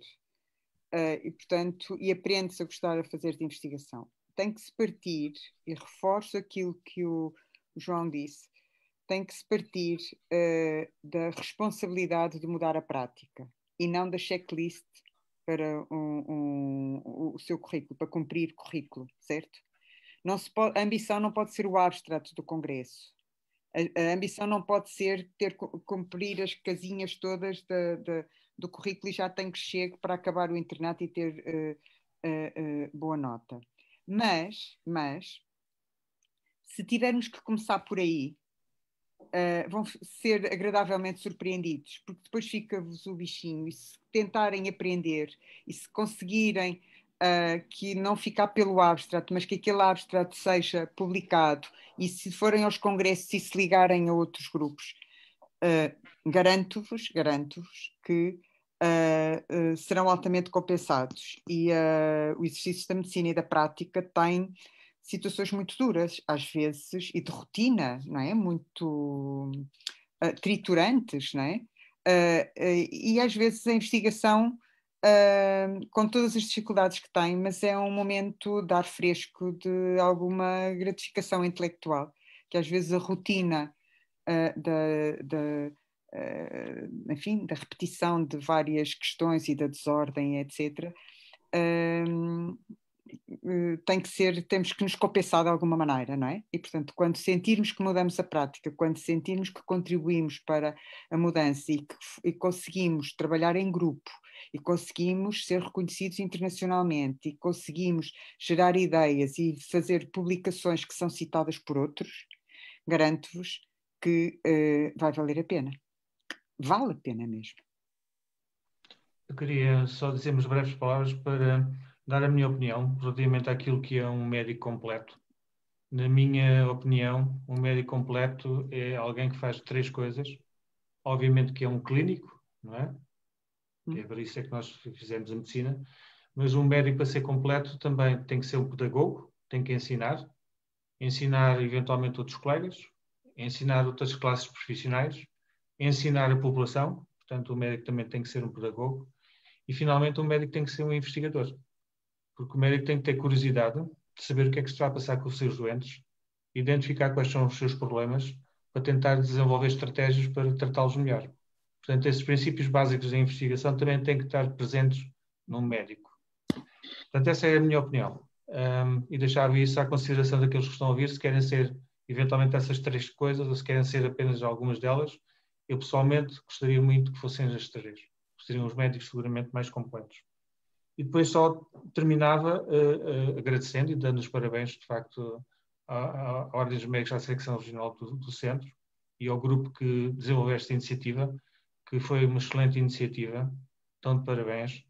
É, de facto, extremamente importante discutir a investigação em Portugal cada vez mais e espero que esta seja a primeira de muitas reuniões destes anos.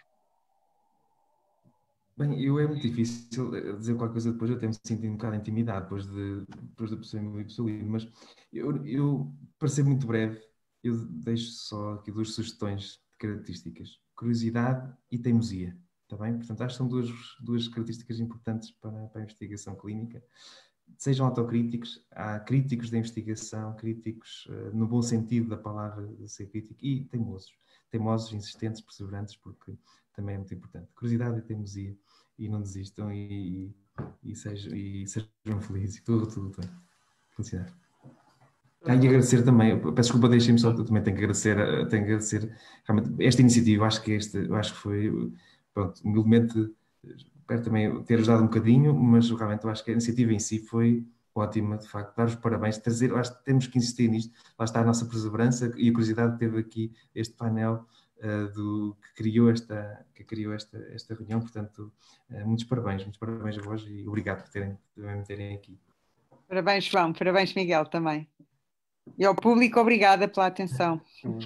Só apenas umas curtinhas palavras, portanto, antes de mais, em meu nome pessoal, em nome do João e em nome do gabinete que nós representamos, agradecer aos convidados, ao professor João Sargento pela ideia da escada, ao professor Lino pela ideia da formação e do médio completo, à professora Emília por nos apresentar um mundo de infraestrutura que existe para nos apoiar nestas jornadas da investigação clínica. Estamos certamente todos inspirados e desafiados para a investigação, para começar. E, mais uma vez, nós, eu e o João, estamos a representar o Gabinete de Divulgação Científica e Investigação da Secção Regional Centro Orange Médicos. Também ela uma equipa que é coordenada pelo professor Miguel Castelo Branco, mas inclui também a professora Natália António, o professor Luís Inês, o João Carlos Ribeiro, o Manuel Lemos, o Nuno Madeira. E a nossa porta, nem que seja digital, está sempre aberta para se precisarem de alguma coisa em termos de colaboração, para tentarmos, mais uma vez, divulgar e promover a investigação clínica de qualidade em Portugal. E sem mais, desejava uma boa noite a todos e muito obrigado pelos que estão a acompanhar-nos, quer no Zoom, quer no Facebook. Uma boa noite. Boa noite. Obrigado. A todos, obrigado. A todos. Obrigado.